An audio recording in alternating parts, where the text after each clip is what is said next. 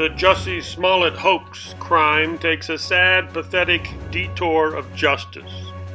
Cook County, Chicago Obama officials have dropped all charges against Jussie Smollett on his hoax and fraud charges that the Chicago police brought against him. Now we need to ask some important questions. Did Valerie Jarrett and Obama pull strings to get these charges dropped? Was there a backroom money deal to get these charges dropped? And how mad are the folks on the Chicago police force that did all their hard work to bring this case to justice?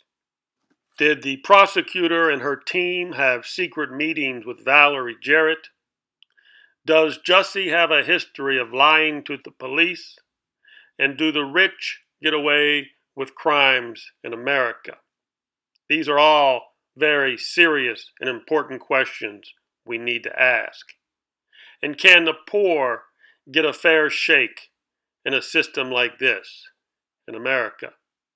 So, before we go any further, what does Rahm Emanuel think about the Jussie Smollett whitewash cover-up?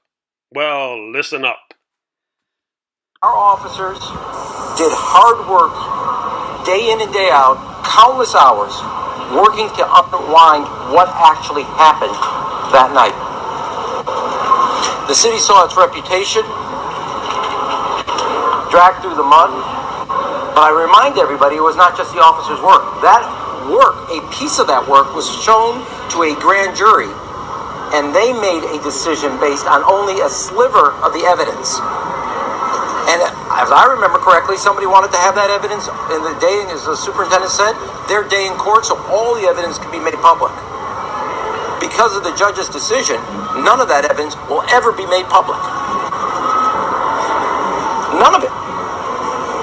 This is without a doubt a whitewash of justice, and sends a clear message that if you're in a position of influence and power, you'll get treated one way, other people will be treated another way. There is no accountability then in the system.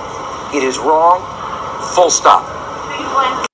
And you may be asking yourself about now, Rahm Emanuel, wasn't he the guy that used to tell Obama what to do? Well, that was back then, before Valerie Jarrett took over. So, how much did Jussie have to cough up to get those hoax charges dropped in the Windy City? Apparently $100,000. But wait! Now, Jussie had to pay 10% of the $100,000 bail, so we know for sure that Jussie had to pay $10,000. But who or what paid for the additional $90,000? That's a good question that only the bail bondsman could answer if Obama let him.